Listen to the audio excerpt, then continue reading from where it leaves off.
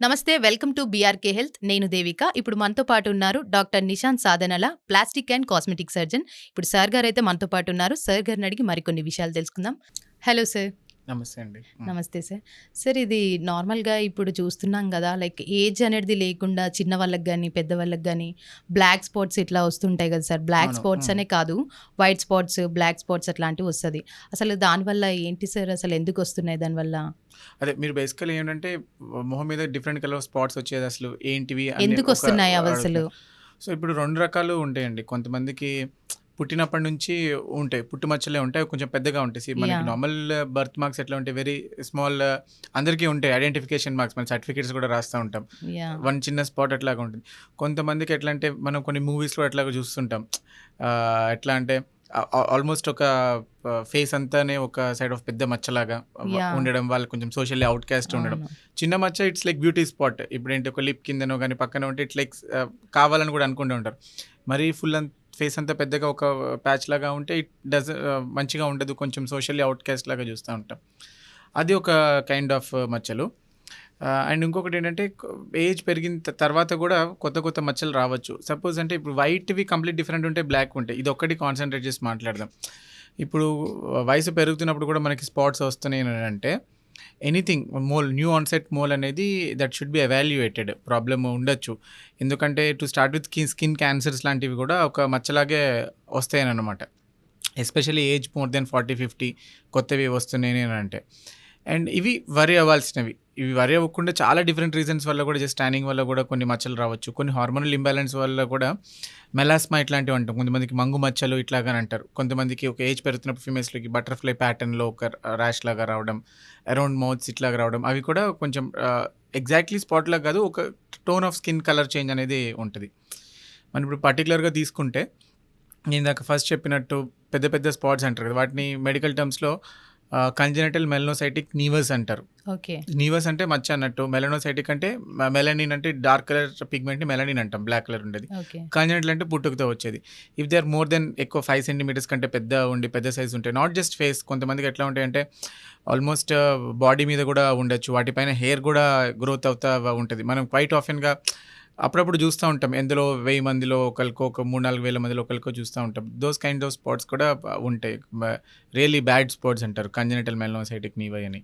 Okay. అంటే వాటి వల్ల లైక్ కొందరు ఎట్లా భయపడతారంటే, ఇది నాకొచ్చింది, ఇది క్యాన్సర్‌కి అట్లా అవును. వచ్చింది అని అవును. చెప్పేసి. అవును. అది క్యాన్సర్‌కి అట్లా వస్తుందా సార్? లేదా? అంటే పుట్టినప్పటి నుంచి ఉన్న వాళ్ళలో క్యాన్సర్ రిస్క్ అవ్వడానికి once become adult any dark spot అంటే కొంత లైట్ రిస్క్ ఉంటుంది. బట్ మోర్ ఆఫ్ ఇట్ అంతవరకు అవ్వకుండానే మనం మెడికల్‌గా ట్రీట్ చేస్తూ ఉంటాం. చాలా ఎక్కువ మచ్చలు ఉండే వాళ్ళకి.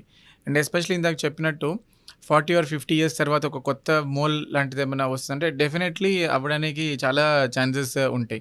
అండ్ ఒక కైండ్ ఆఫ్ స్కిన్ క్యాన్సరే పిగ్మెంటెడ్ బీసీసీ, మెలనోమాస్ అంటాం. దాంట్లోనే మెలనోమా అంటే ఏంటంటే పిగ్మెంట్ ప్రొడ్యూసింగ్ సెల్స్ నుంచి వచ్చే, ఓమా అంటే ట్యూమర్.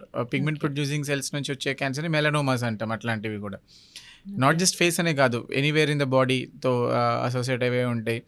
అండ్ కొన్ని kind of skin cancers sun exposure related వల్ల కూడా ఉంటాయి. సన్ ఎక్స్‌పోజర్ ఎక్కువ అవుతా ఉంటే కూడా న్యూ ఆన్సెట్ స్పాట్స్ ఎక్కువ వస్తూ ఉంటాయి.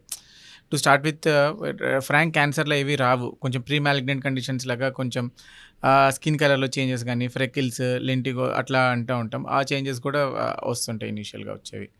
ఓకే. 1 సెకండ్. ఇంకా క్వెషన్ మధ్యలో ఏం అడగాలి దీన్ని? సార్ ఇట్లాగా నేను ఒకళ్ళకి మీరు చెప్పండి ఏంటంటే, మా ఇంటి దగ్గర ఎవరికో ఒకళ్ళు చూసాను. ఒక బాబుకి ఆల్మోస్ట్ ఫేస్ అంతా ఇంత పెద్ద, బాడీ అంతా పెద్ద పెద్ద మచ్చలు ఉన్నాయి బ్లాక్ కలర్‌లో. అసలు వాళ్ళకి ఎట్లాంటి ట్రీట్మెంట్ చేస్తారు? వాళ్ళకి ఏమైనా ట్రీట్మెంట్ ఆప్షన్స్, అసలు మచ్చలు కంప్లీట్‌గా తీయచ్చా? ఎందుకంటే పెద్ద పెద్దగా ఇట్లా పెద్ద మచ్చ అసలు మార్క్. మార్క్‌తో అవును. పుట్టారు. బ్లాక్ మార్క్స్ అట్లా ఉన్నాయి. ఉంటాయి. అట్లా అంత పెద్దగా ఉన్నాయి. ఆల్మోస్ట్ హాఫ్ ఫేస్ ఉన్నా గానీ తీసేస్తే మరి ఎట్లా కవర్ చేస్తారు సార్ హాఫ్ ఫేస్ తోటి అని అడగొచ్చు దానికి కదా! ట్రీట్మెంట్ ఏమైనా ఎట్లా ఉందా? అంటే సపోజ్ తీసేస్తారనుకో, తీసేసిన తర్వాత మళ్ళీ అక్కడ స్కిన్ పోతది కదా! మీరు ఎట్లాగా చేస్తారు అని అడగొచ్చు. హ్మ్. ఓకే. డన్. అంటే మీరెవరో చూసిన వాళ్ళకి ఇట్లాగా యాహ్! నేను యాహ్! చూసాను అట్లా ఎట్లా ఉంటదని అడుగు. సార్ యాక్చువల్‌గా అంటే నేను చూసిందేంటి అంటే ఒక అబ్బాయికి చూసాను. లైక్ హాఫ్ ఫేస్ మొత్తం ఇట్లా బ్లాక్ స్పాట్ వచ్చేసి లైక్ పెద్దగా ఇట్లా వచ్చి హ్మ్. హ్మ్. ఉందన్నమాట. హ్మ్. సో, అది తీసేసేది ఏమైనా ట్రీట్మెంట్ అట్లాంటిది ఉంటుందా సార్? ఇఫ్ తీసేస్తే మళ్ళీ అక్కడ స్కిన్ అట్లా ఎట్లా ఉంటుంది సార్ నార్మల్‌గా? యెస్. మీరు అడిగింది చాలా మంచి క్వెషన్. ఇప్పుడు అంత పెద్ద స్పాట్ ఉంది. కొంతమందికి యాహ్! మీరు 50 చెప్పారు. నేను కొంతమందికి ఆల్మోస్ట్ ఇంకా మోర్ దెన్ 60% అట్లా ఫేస్ ఇన్వాల్వ్ అయిన వాళ్ళు కూడా చూస్తాము. వాళ్ళకి సర్జరీస్ ఉంటాయి. అంటే 1 డేలో 1 సర్జరీతో కంప్లీట్‌గా బ్యాక్ రాదు కానీ, మోస్ట్ ఆఫ్ ద థింగ్స్ స్టేజ్డ్‌గా కరెక్ట్ చేస్తా ఉంటామనమాట. ఓకే. సపోజ్ ఆ పిల్లలు వచ్చిన తర్వాత once they become into adults వచ్చే టైంకి మల్టిపుల్ సర్జరీస్‌తో అయితాయి. కొన్ని సార్లు స్కిన్ సఫిషియెంట్‌గా ఉండదు. మనం తీసినప్పుడు ఏం చేస్తామంటే పక్కన ఉన్న స్కిన్‌లోనే we will put some kind of balloon లాంటిది ఒక సర్జరీ ద్వారా పెట్టి, అక్కడ ఉన్న స్కిన్‌ని ఎక్స్పాండ్ చేస్తాం. We call it tissue expansion. Okay. Like and best example ఏంటంటే, మనకి ప్రెగ్నెన్సీలో పొట్ట సైజ్ పెరుగుతది. ఫస్ట్ అంతా ఉండదు. తర్వాత అవును. ఎక్స్ట్రా స్కిన్ అంతా లూజ్ అయిపోతది కదా! యాహ్! సో, అట్లా ఎక్కువైపోయిన స్కిన్ మనం తీసేసుకోవాలనుకుంటారు షేప్‌లోకి రావాలంటే. అట్లాగనే నార్మల్ ఉన్న స్కిన్‌ని పక్కన ఉన్న స్కిన్‌ని గ్రో చేస్తాం. ఓకే. లైక్ పుట్టింగ్ బలూన్ లాగా. అది పెరిగిన తర్వాత ఇక్కడైతే బ్లాక్ స్పాట్ ఏదైతే ఉందో దాంతో కవర్ చేస్తాం. ఇప్పుడు ఎగ్జాక్ట్‌లీ అదే స్కిన్ అట్లాగే ఉండాలి. దాని పక్కనే ఉన్న స్కిన్ ఎగ్జాక్ట్ మ్యాచ్ అవుతది కదా! సో, అలాంటి కైండ్ ఆఫ్ టెక్నిక్స్ అండ్ కొన్ని స్మాల్ ఏరియాస్ ఉన్నాయంటే ఫుల్ థిక్‌నెస్ స్కిన్ గ్రాఫ్ట్స్ అలాంటివి కూడా తీసుకుంటాం. వేరే దగ్గర నుంచి స్కిన్ తీసుకొని అక్కడ ఫిక్స్ చేయడం, అలా అంటించడం అట్లాంటివి కూడా ఉంటాయి. సార్ ఇప్పుడు మనం చూసుకున్నట్టయితే లైక్ ప్రెగ్నెన్సీ టైంలో కానీ, నార్మల్‌గా కానీ ఫస్ట్ ఉండవు. లైక్ తర్వాతకొచ్చేసి అంటే కొన్ని డేస్‌కి ఇట్లా ఉంటుంది గదా! మంగు మచ్చలు, అవును. శిబ్బం అని చెప్పేసి ఉంటాయి గదా! బ్లాక్ అవును. Spots and white spots type అవును. అట్లా అవును. అవును. వస్తుంటాయి అవును. గదా!